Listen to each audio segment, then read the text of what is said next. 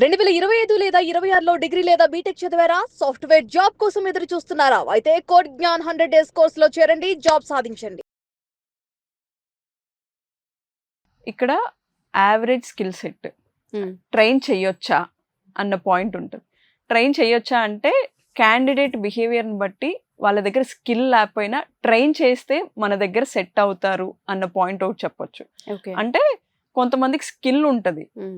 కానీ ఎక్స్ప్రెస్ చేయలేరు, దాన్ని ఎలా చెప్పాలో తెలియదు, హ్మ్. కొన్ని పాయింట్స్లో ల్యాగ్ అవుతూ ఉంటారు. హెచ్ఆర్కి కనుక అది వీళ్ళకి ట్రైన్ చేస్తే నేర్చుకుని చేయగలరు మన దగ్గర అన్న కాన్ఫిడెన్స్ అక్కడ ఇంటర్వ్యూలో మనం క్రియేట్ చేయగలిగితే వాళ్ళకి అక్కడ స్కోప్ ఎక్కువ ఉంటుందని చెప్పొచ్చు. ఓకే. అంటే ఇక్కడ ఇంకో స్ట్రాంగ్ పాయింట్ ఏం చెప్పొచ్చు అంటే చాలా మంది స్కిల్ లేకపోవడం వల్ల రిజెక్ట్ అవ్వరు, ఓవర్ పాజిటివ్నెస్ ఓవర్ స్కిల్స్ చూపించడం వల్ల రిజెక్ట్ అవుతారు. హ్మ్. అంటే నాకు అన్నీ తెలుసు అన్న అగ్రెసివ్నెస్తో ఏదేదో మాట్లాడేస్తూ ఉంటారు, అసలు అడిగిన దానికన్నా ఎక్కువ మాట్లాడుతూ ఉంటారు.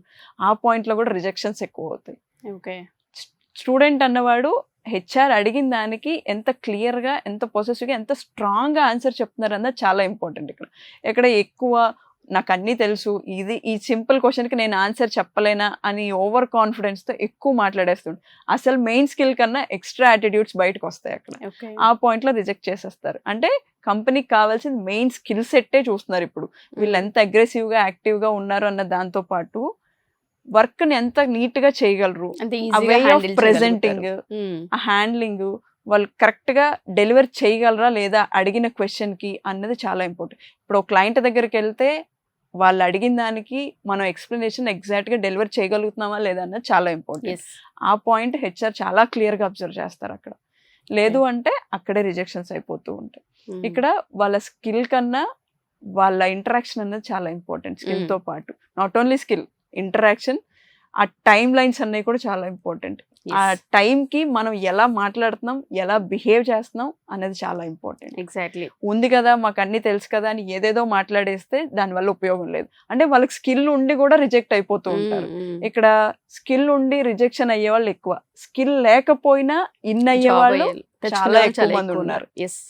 ఈ రోజుల్లో స్కిల్ ఉండి వాళ్ళు పర్ఫామ్ చేయలేక బయటకు వచ్చేసే వాళ్ళు చాలా మంది ఉన్నారు. స్కిల్ లేకపోయినా వాళ్ళు ప్రూవ్ చేసుకోగలిగిన స్కిల్స్ ఉండబట్టి వాళ్ళు ఇన్ అవుతున్నారు, వాళ్ళకి జాబ్స్ ఈజీగా వస్తున్నాయి. ఆ కాన్ఫిడెన్స్ కంపెనీస్ చాలా చూపిస్తున్నాయి ఈ రోజుల్లో. అది మన స్టూడెంట్స్ రివ్యూస్ చూసినా కూడా మీకు అర్థం అవుతుంది. వాళ్ళ హెచ్ఆర్ రౌండ్స్ ఎలా ఫేస్ చేశారు ఏంటి అన్నది వాళ్ళు క్లియర్గా ఎక్స్ప్లెయిన్ చేస్తున్నారు. వాటిని చూస్తే వీళ్ళకి ఇంకా బాగా అర్థం అవుతుంది. ట్రూ.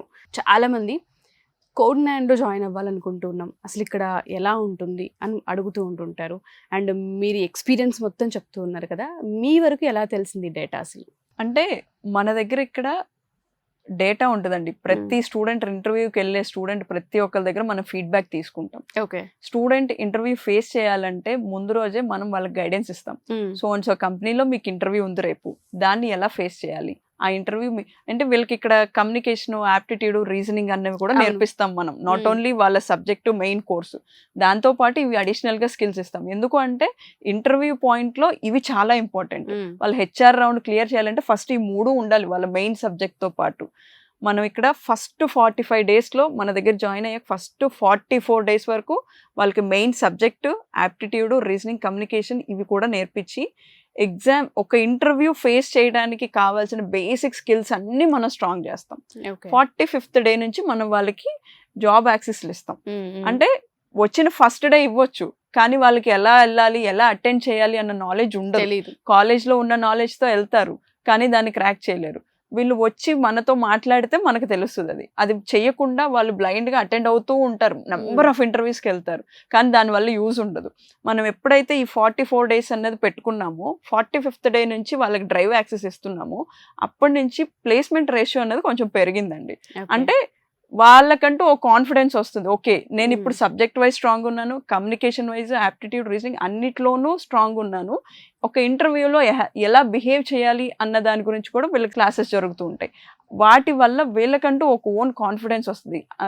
మన కాన్ఫిడెన్సే మన స్ట్రెంగ్త్ అని కూడా చెప్పొచ్చు మనం ఇక్కడ. సో దానివల్ల వీళ్ళు చాలా ఈజీగా ఇంటర్వ్యూ ఫేస్ చేయగలరు.